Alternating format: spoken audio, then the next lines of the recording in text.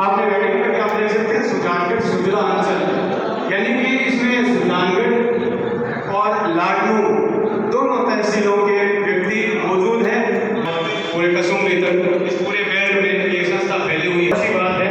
अब से कुछ ही देर में हमारे बीच में महावीर दीदी जी पहुंच जाएंगे।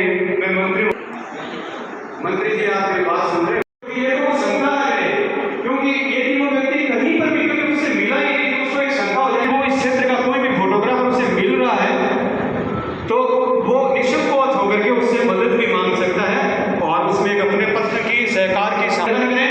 हमारे बीच में महंत महावीर दीदी जी महाराज पहुंच चुके हैं। आप शिव मठ गरोदा धाम और तिलों की बड़ी धाम के महंत हैं, युवा संत हैं। महाराज श्री सीधा मंच पे आप स्थान ग्रहण करें। आज के कार्यक्रम के मुख्य अतिथि मैं बुलाना औपचारिक से कार्यक्रम करते हैं। नेक्स्ट फॉर निक से एक ऐसे व्यक्ति हुए जिन्होंने कुछ हद तक उसमें सफलता पाई। उन्होंने एक ऐसी कैमरानुमा चीज बनाई और उन्होंने कोशिश की कि चित्र को हो हम रोक पाएंगे। सर्वे संतो निरामया सर्वे भद्राणि पश्यन्तु मा कश्चित् दुःखभाग् भवेत्। बोलिए सारा सरवाला जी महाराज की, खाटू नरेश की, भारत माता की, भारत माता की, वंदे वंदे श्यावर रामचंद्र भगवान की, सत्य सनातन धर्म की। सर्वप्रथम माँ भारती को, माँ शारदे को, गौ माता को मेरा नमन वंदन। मंच पर विराजमान पधारे हुए सभी सम्माननीय अतिथिगण और दार्क्यूरे फोटोग्राफी समिति के सभी पदाधिकारी, समितिगण, सामने विराजमान सभी विख्यात फोटोग्राफर्स अपने सुजानचल के, सबको आज विश्व फोटोग्राफी दिवस की सर्वप्रथम तो बहुत बहुत बधाई, बहुत बहुत शुभकामनाएं। इसके बाद दार्क्यूरे फोटोग्राफर समिति का भी बहुत बहुत आभार कि आपने आज के इस दिवस को, आज के इस कार्यक्रम को संतों के सानिध्य में मनाने का निर्णय लिया। संतों के सानिध्य में आप ये कार्यक्रम कर रहे हो, इसके लिए आपको बहुत बहुत साधुवाद, बहुत बहुत आशीर्वाद।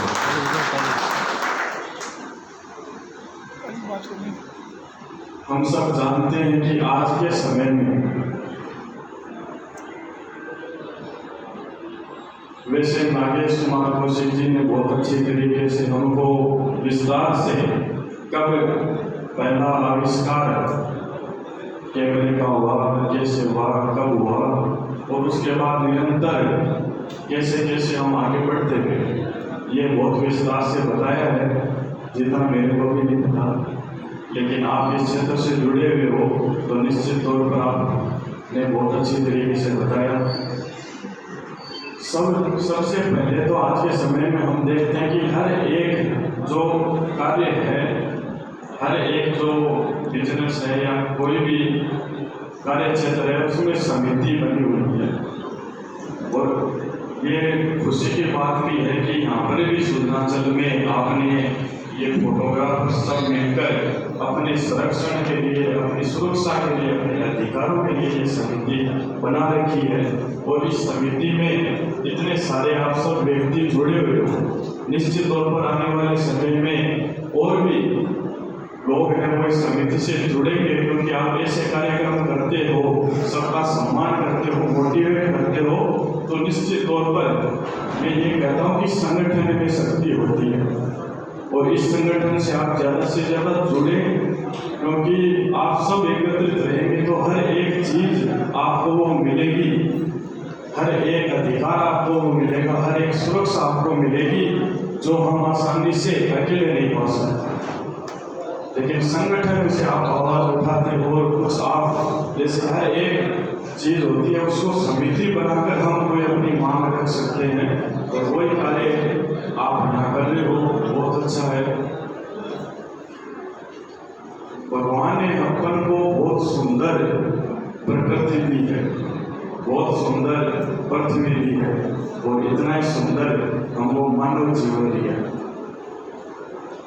लेकिन इसके बाद भी अगर हम सोचें तो जीवन थोड़ा अधूरा सा लगता है। अगर ये कैमरे नहीं होते, अगर ये फोटो वाला जमाना नहीं आता, तो निश्चित होगा इस सुंदरता को, इस प्रकृति को, और जो पल हमारे लिए हमारी खुशी का पल होता है, जो एक बार जीवन में आता है, वापस आए या नहीं आए वो पता नहीं। तो उसको अगर संभाल सकते हैं, उसको हम सजो के रख सकते हैं, तो वो काम केवल और केवल आप फोटोग्राफर ही करते हो। आप एक परिवार का सदस्य और फोटोग्राफी हो तो आम जीवन हर एक व्यक्ति का हिस्सा बन गई है।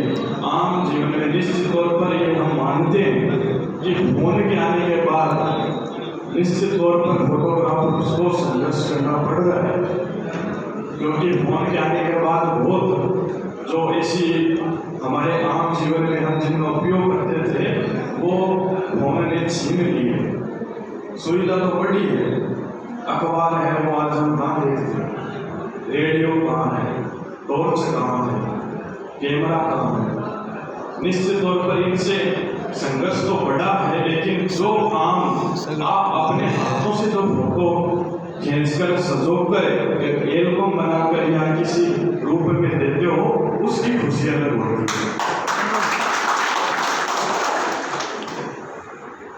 तो आप हम मानते हैं कि कोई ऐसा कार्यक्रम हो उसमें अगर फोटोग्राफर नहीं हो, चाहे कितने बड़े व्यक्ति को बुला लो, राष्ट्रपति भी आए, लेकिन सामने फोटोग्राफर नहीं है तो वो कार्यक्रम हो गया।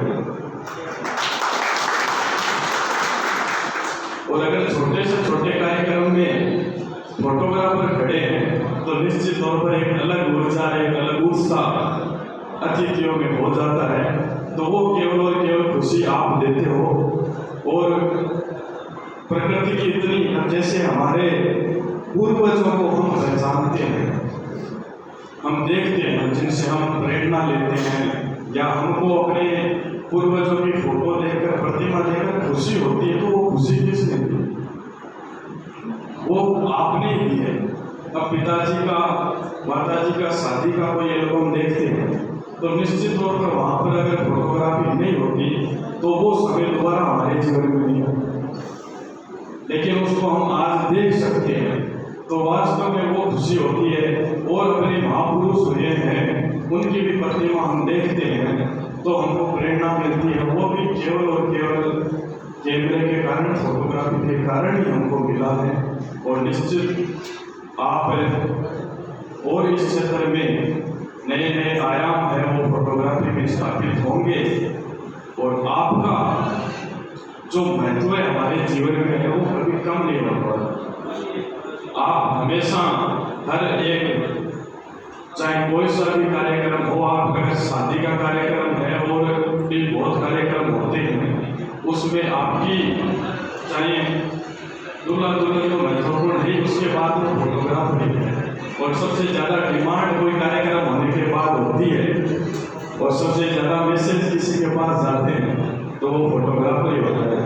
सबसे पहले संपर्क हम कार्यक्रम में जो सामने खड़ा होता है उससे करते हैं, उससे के पास ही सबसे पहले नंबर जाते हैं, उसी से नंबर हमारे पास आते हैं, और मैसेज उसी के पास जाता है कि भाई जो समय वो था वो आप हमको दो, वो फोटो खींचो। जिसके बाद और खुशी मिलती है।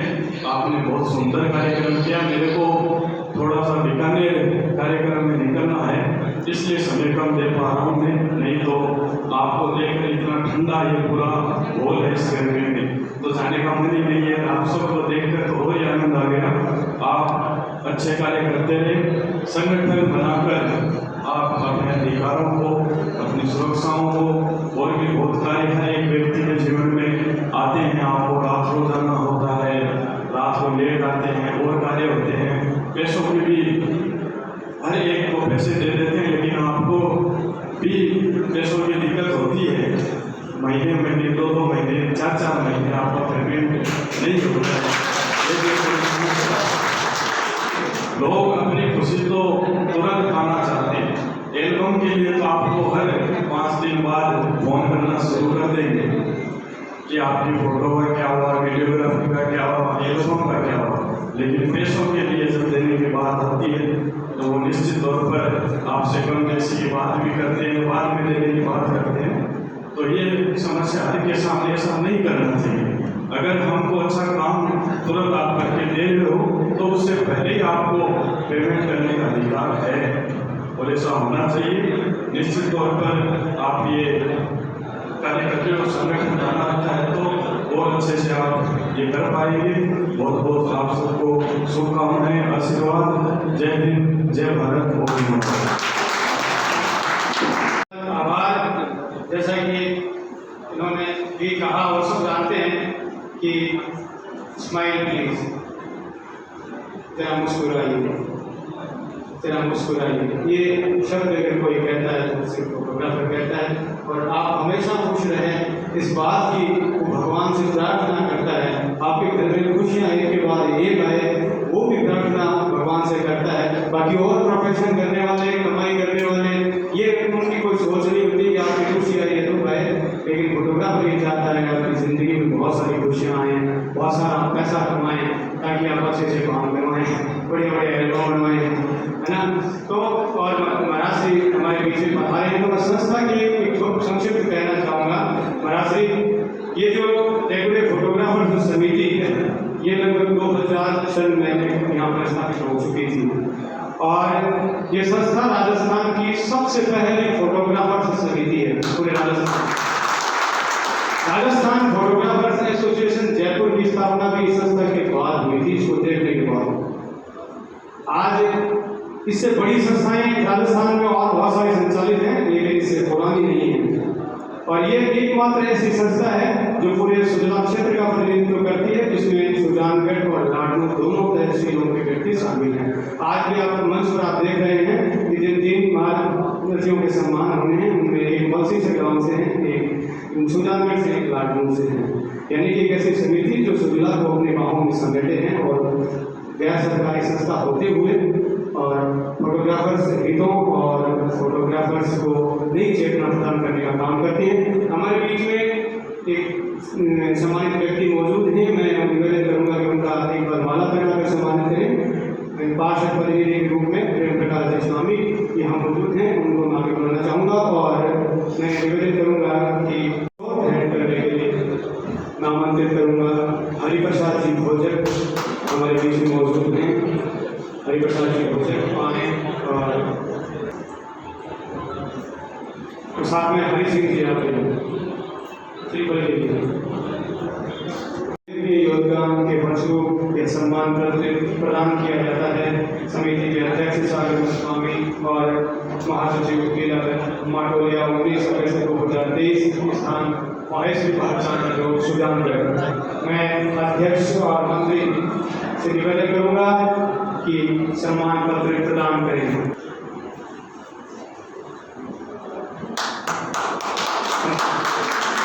तीनों वरिष्ठ फोटोग्राफर्स का सम्मान करने के पश्चात एक ग्रुप फोटो लेंगे, जिसमें हम हरि सिंह जी राठौर, मन्नाथ जी प्रजापति का माला पहनाकर स्वागत करें।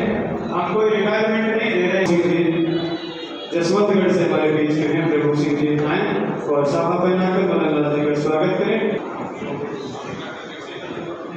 विश्वनाथ जी बारवासा शॉल ओढ़ाएं और श्रीफल के लिए नाम करूँगा। सम्मान पत्र के लिए नाम करूँगा अध्यक्ष पहले में भाटी लाडू मंगलपुरा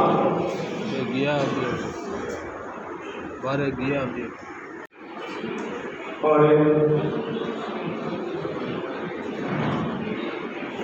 जाहिद सिंधुरा सम्मान पत्र आप दे दें उनका सुभाष जी पूनिया सम्मान कर रहे हैं। और फोटोग्राफर समिति सुल्तानगढ़ सुल्तानचल राजस्थान वरिष्ठ छायाकार 2023 के उपलक्ष्य में फोटोग्राफी को कला का दर्जा दिलवाने की सार्थक क्रियान्वयन के लिए कला के श्रीमान मनोज जी सोनी बालाजी धर्मशाला को उल्लेखनीय योगदान के फलस्वरूप सम्मान पत्र प्रदान करते हुए उनके उज्जवल भविष्य की कामना करती है। माटोर और इसके पश्चात एक बार मैं तीनों वरिष्ठ छायाकार साथियों और मंचस्थ अतिथियों से एक बार निवेदन करूंगा कि सभी मंच के आगे की तरफ आएं और इस सम्मान की एक ग्रुप फोटो जो कि एक यादगार फोटो होगा सारी कार्यकारिणी आए और ये फोटो जब हम खिंचवाएं ये हमारे यादगार फोटो होगी। और अब मैं एक बार और मैं फटाफट नाम लूंगा सभी मोमेंटो इनके देने के लिए आए। सुनिए जी सोनी सभी का सम्मान। और मैं कृष्ण गोपाल जी शर्मा करें कृष्ण गोपाल जी शर्मा को फिर से आमंत्रित करूंगा एक बार आए और माला पहनाएं रामस्वरूप जी।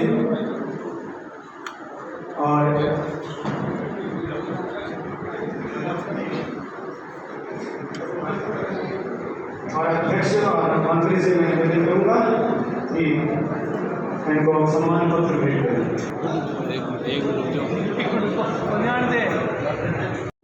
मैं जब 9वीं क्लास में पढ़ता था जादूगर स्कूल में उस वक्त मैंने कैमरा यासी का खरीदा और स्कूल में कोई भी प्रोग्राम होता तो मैं उसकी फोटो खींचता और फिर उसकी पॉजिटिव बनाने के लिए बॉम्बे स्टूडियो आता या यहाँ एक साधना चित्रालय करके गांधी एक जो ये घंटाघर के पास एक स्टूडियो हुआ करता था सुरजी गहलोत रतनगढ़ के थे फोटोग्राफर उनसे से मैं संगीत भी सीखता था और डार्क रूम में उनके साथ घुस जाता था जब वो फोटो बनाते थे।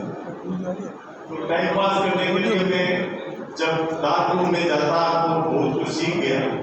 उसके बाद मेरी मुलाकात बॉम्बे फोटो स्टूडियो के जो प्रोपराइटर थे ये पारिक जी जो सुभाष जी पारिक के पिताजी थे उनसे।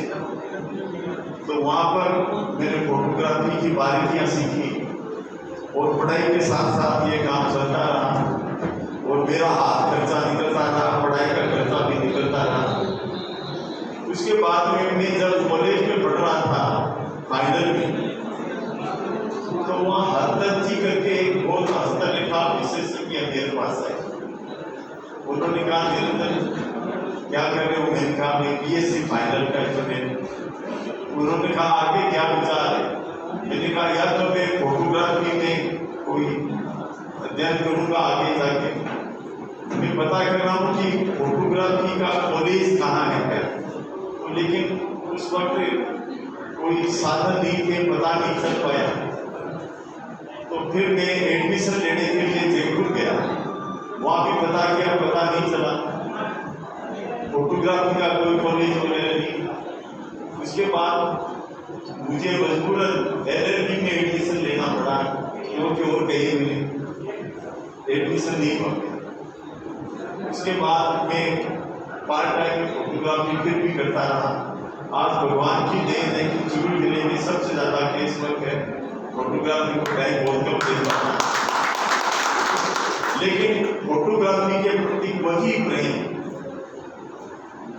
मैं देखता हूँ। फोटोग्राफर बहुत अच्छा होता है केवल फोटो खींचना बटन दबाना पर्याप्त नहीं है बल्कि किस एंगल से फोटो लिया जाए वो महत्व और लाइट का व्यू किधर है।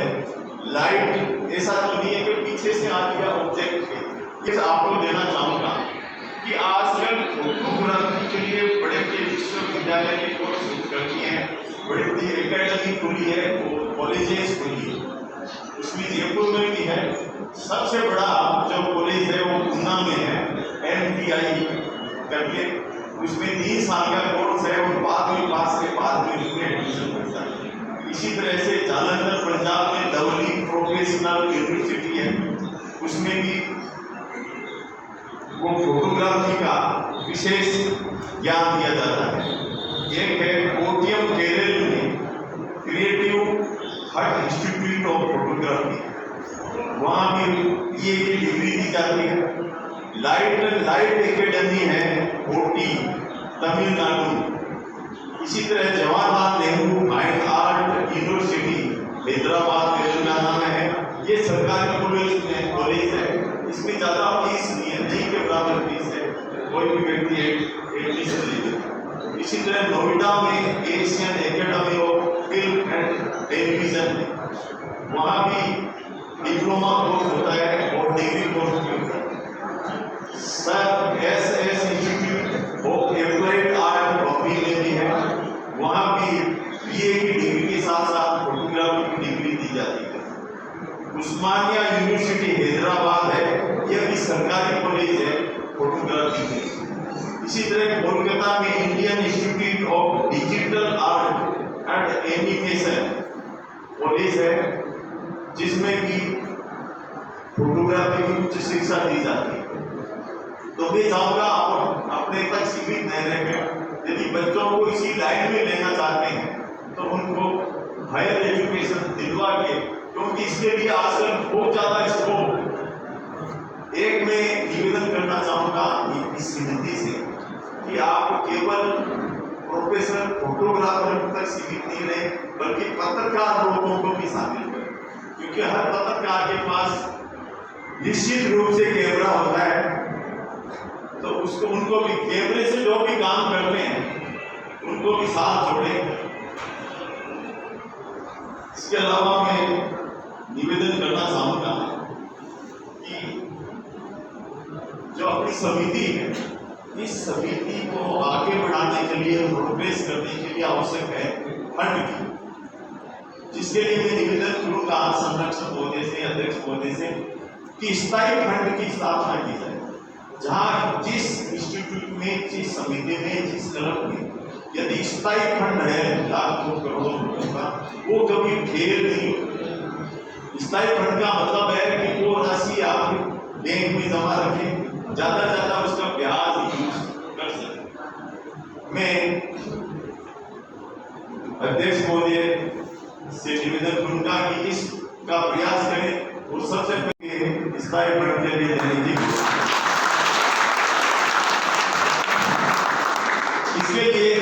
इसके अलावा मैं निवेदन करूंगा कि जैसा कि अभी महात्मा जी ने भी कहा और आज आरएस अधिकारी ने भी कहा